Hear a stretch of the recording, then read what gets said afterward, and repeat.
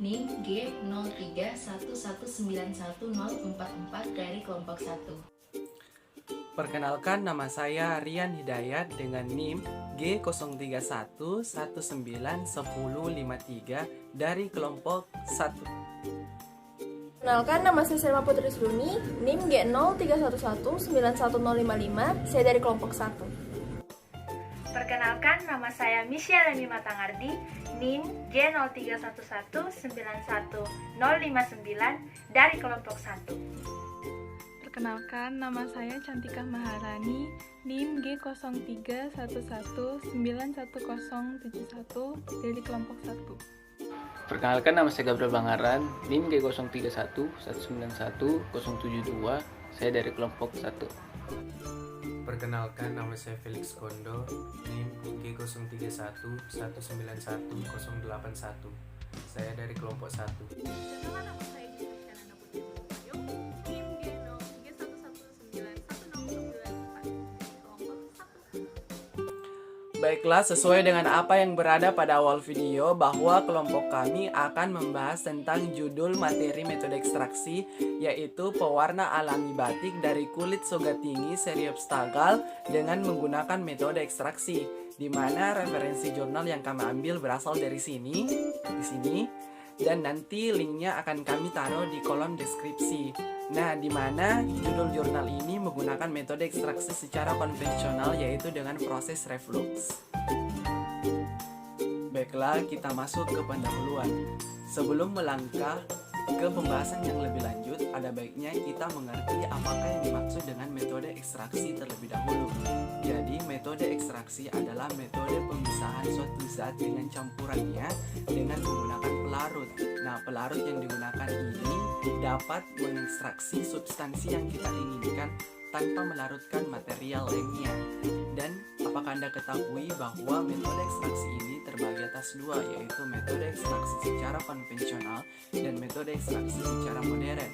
Namun untuk pembahasan kali ini kita hanya berfokus ke metode ekstraksi secara konvensional dengan proses reflux yang nantinya akan dibahas secara lebih rinci oleh rekan saya yang bernama Cantika Maharani di bagian metode. Sehubungan dengan judul, kita ketahui akhir-akhir ini teknik pewarnaan sintesis atau kimia telah menggantikan teknik pewarnaan secara alami, karena diketahui dengan teknik pewarnaan secara sintesis atau kimia menggunakan waktu yang cukup singkat dan juga pewarna yang dihasilkan lebih beragam. Sedangkan teknik pewarnaan secara alami ini menggunakan waktu yang sangat panjang dan juga cenderung mudah pudar. Namun di sini kita harus berpikir bahwa ketika kita menggunakan teknik pewarnaan secara sintesis atau kimia secara terus-menerus, pasti ini akan mengganggu kesehatan manusia dan juga secara tidak langsung akan mencemari lingkungan. Pada umumnya, pewarna alami untuk bahan tekstil dapat diperoleh dari hasil ekstrak berbagai bagian tumbuhan seperti akar, batang, daun, bunga, ataupun biji. Pengrajin-pengrajin tekstil yang berada di Indonesia telah mengetahui berbagai jenis tumbuhan yang dapat dijadikan sebagai pewarna bahan tekstil. Contohnya adalah daun pohon nila, kulit soga tinggi, akar tegeran, kunyit, teh, kulit soga jambal, akar mengkudu, kesumba, dan juga daun jambu biji. Jadi kulit soga tinggi ini menghasilkan yang namanya tanin, di mana tanin ini yang nantinya dapat dimanfaatkan sebagai bahan dasar untuk penyemat kulit dan juga pewarna untuk cat. Tanin ini dapat diperoleh dari hasil ekstraksi, yaitu ekstraksi dari kulit soga tinggi. Nah, dengan menggunakan metode ekstraksi secara konvensional dengan proses reflux. Nah, sejauh ini yang saya ketahui metode pemisahan yang paling sering digunakan adalah metode pemisahan dengan menggunakan pelarut, karena metode pemisahan dengan menggunakan pelarut ini dianggap lebih efisien dan juga lebih efektif dibandingkan dengan metode pemisahan yang lainnya. Nah, untuk pembahasan tentang soga tinggi dan juga tanin yang lebih lanjut akan dibahas oleh rekan saya di part selanjutnya. Nah, pada video teman saya sebelumnya telah dijelaskan mengenai pendahuluan tentang materi ini, di mana pendahuluan tersebut memuat tentang tumbuhan-tumbuhan apa saja yang dapat dijadikan sebagai bahan dasar pembuatan pewarna pada pembuatan batik. Nah, yang teman saya sebutkan salah satunya itu adalah sogatangi. Di video ini saya akan menjelaskan mengenai sogatangi. Jadi sogatangi ini adalah salah satu jenis dari tengar. Tengar itu sendiri apa? Tengar itu sendiri adalah salah satu kelompok tumbuhan yang memiliki marga Seriops, yang dimana memiliki ciri mirip dengan tumbuhan bakau. Hanya saja tengar ini memiliki ukuran yang lebih kecil. Nama ilmiah dari sogatangi ini adalah Seriops tangal. Jadi, habitat hidup dari sogatangi atau Seriops tangal ini adalah di dalam hutan bakau atau biasa juga ditemukan di jalur-jalur kecil yang memiliki lumpur di pesisir pantai yang berpasir dan menerima sedikit air tawar. Kemudian, sogatangi ini menghasilkan 13 hingga 40% tanin yang menyebabkan warna dari kulit sogatangi ini menghasilkan warna merah kecoklatan. Nah, tanin ini sendiri akan dibahas lebih lanjut atau secara terperinci oleh teman saya pada video selanjutnya. Selanjutnya, dalam pengambilan kulit sogatangi dipilih dari pohon yang paling tua, di mana semakin tua pohon tersebut akan menghasilkan kulit sogatangi yang terbaik dengan kualitas yang terbaik. Dan yang terakhir, kulit sogatangi ini digunakan oleh banyak sekali negara-negara di dunia. Hanya saja pemanfaatan dan penggunaannya yang digunakan berbeda-beda. Contohnya yang pertama, pada negara-negara di Asia dan Afrika Timur, biasanya kulit sogatangi ini digunakan sebagai bahan dasar pembuatan pewarna dan penyamakan. Dalam dunia nelayan, biasanya kulit sogatangi ini digunakan untuk menjaga jaring dan layar perahu mereka. Dan yang ketiga, di Indonesia sendiri biasanya digunakan sebagai bahan dasar pembuatan pewarna untuk pembuatan batik, yang dimana ada dikenal dengan soga batik di Jawa, yang dimana unsur utama dari pembuatan batik tersebut adalah kulit sogatangi. Sekarang saya akan menjelaskan tentang tanin. Tanin merupakan suatu senyawa yang termasuk dalam golongan polifenol. Apa itu polifenol? Polifenol adalah kelompok zat kimia yang terdapat pada tumbuhan yang berfungsi untuk memberi warna pada suatu tumbuhan. Senyawa tanin terdapat pada tumbuhan berpembuluh. Senyawa tanin tidak larut dalam pelarut nonpolar seperti eter, kloroform, dan benzena. Namun, senyawa tanin larut dalam air, dioksan, aseton, alkohol, dan sedikit larut dalam etil asetat. Berikut ini merupakan gambar struktur tanin. Ada beberapa sifat fisika dan kimia dari tanin. Sifat fisika dari tanin yang pertama, yaitu tanin tidak dapat mengkristal. Yang kedua, jika tanin dicampurkan dengan alkaloid dan gelatin, maka akan membentuk asetat. Dan yang ketiga, jika tanin dilarutkan dalam air, maka akan membentuk koloid yang memiliki rasa asam dan sepat. Kemudian, sifat kimia dari tanin. Yang pertama, tanin dapat diidentifikasi menggunakan kromatografi. Yang kedua, senyawa fenol yang terdapat pada tanin mempunyai aksi astringensia, antiseptik, dan pemberi warna. Dan yang ketiga, tanin merupakan senyawa yang memiliki campuran polifenol yang sukar untuk dipisahkan. Pada pembahasan ini, tanin akan diperoleh dari ekstraksi pada kulit tanaman sogatangi yang akan dijadikan sebagai zat pewarna alami pada batik. Kemudian, pada proses pencelupan bahan tekstil dengan zat warna alami ini dibutuhkan yang namanya proses fiksasi, yaitu proses penguncian zat warna setelah bahan dicelupkan agar warna memiliki ketahanan lentur yang baik. Nah, kita langsung saja ke tahap berikutnya, yaitu adalah metode. Metode ekstraksi yang kita gunakan pada kali ini yaitu adalah metode ekstraksi secara konvensional, tepatnya menggunakan proses reflux. Apa proses reflux itu? Jadi, proses reflux adalah proses yang melibatkan solid dan liquid. Proses ini berlangsung pada suhu yang konstan dan melibatkan evaporasi serta kondensasi. Kelebihan dari proses ini yaitu dia memerlukan waktu yang sangat singkat dan cenderung efisien. Namun kelemahan dari proses ini adalah dia tidak bisa dipakai untuk mengekstraksi senyawa yang bersifat termolabil. Nah, proses ini kita lakukan dengan alat yaitu serangkaian alat Revlux. Pelarut yang kita gunakan pada proses kali ini yaitu adalah pelarut etanol, Aquades, dan etanol Aquades.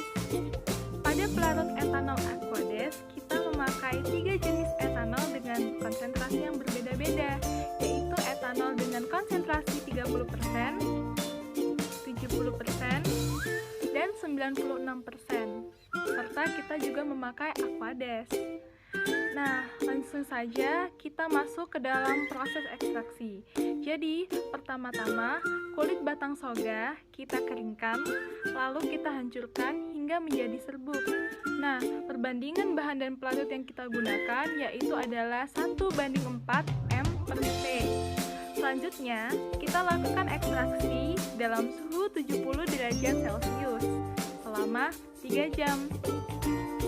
Nah, setelah didapatkan hasil dari ekstraksi tersebut, kandungan zat warna yang dalam ekstraksi tersebut kita analisis menggunakan metode analisis spektrofotometri UV-Vis. Pemilihan etanol Aquades dan etanol Aquades sebagai pelarut karena kandungan tanin dari kulit batang pohon soga tinggi bersifat larut dalam etanol dan Aquades. Pelarut yang digunakan tersebut bersifat polar, sedangkan kandungan zat warna alam soga tinggi yang berupa senyawa tanin tidak larut dalam pelarut nonpolar. Kulit pohon soga tinggi dihancurkan dan diblender hingga menjadi serbuk untuk memperkecil ukuran partikel padatannya. Karena semakin kecil ukuran partikel padatan yang akan diekstraksi, maka semakin besar luas permukaan bidang kontak, sehingga laju pelarutan zat terlarut ke pelarut semakin besar. Jadi yang pertama, pengaruh pelarut pada proses ekstraksi terhadap zat warna berupa tanin. Jadi ekstraksi zat warna soga tinggi kali ini digunakan variasi pelarut, yaitu pelarut etanol 96%, etanol 70%, etanol 30%, serta Aquades.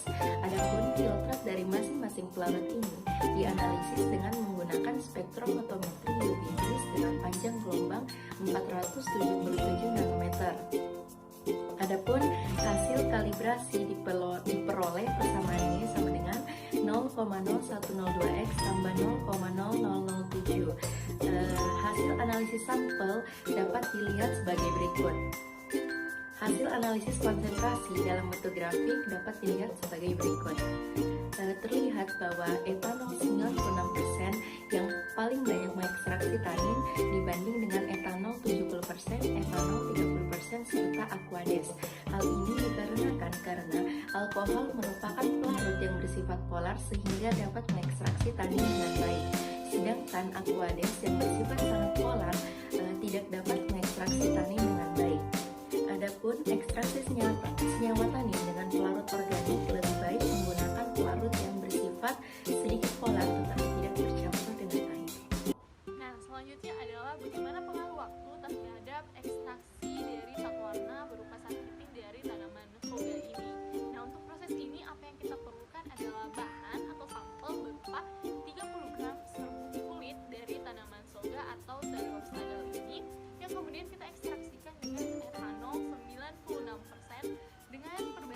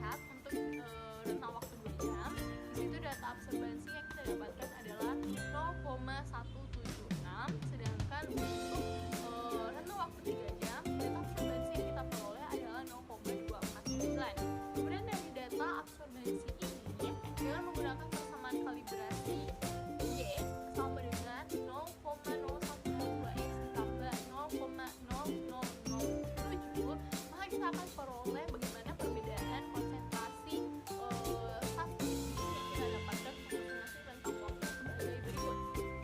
Di sini dapat dengan jelas kita perhatikan perbedaannya, di mana untuk masing-masing rentang waktu itu juga memiliki perbedaan yang cukup signifikan. Untuk 2 jam sendiri dan 3 jam, di mana dapat kita simpulkan bahwa semakin lama waktu yang kita gunakan dalam tahap tersebut, maka semakin banyak pula hasil yang kita peroleh, yaitu berupa ekstrak dari ekstrak sat warna atau zat fisik dari tanaman surya ini. Nah, untuk itu selanjutnya akan saya serahkan kepada teman kami. Jadi tahap selanjutnya adalah tahap pewarnaan pada kain. Jadi pewarna alami kulit soga tinggi itu dilarutkan dalam air dan kemudian kainnya dicelupkan ke dalam larutan pengikat dan diangin-anginkan hingga kering. Nah, setelah kering ini kainnya dicelup kembali ke dalam larutan pengikat. Terus data perubahan warna yang dihasilkan oleh berbagai zat pengunci disajikan pada tabel berikut. Nah, perubahan warna yang dihasilkan dari ketiga zat pengikat yang paling kelihatan itu adalah penggunaan tunjung. Jadi hal ini itu disebabkan karena terjadi reaksi antara tanin dengan logam Fe2+ yang menghasilkan garam kompleks atau ferrotana, sehingga menghasilkan warna hitam pada saat proses pencelupan kain ke dalam organ. Sedangkan penggunaan tawas itu menghasilkan warna coklat dan penggunaan kapur menghasilkan warna coklat kemerahan.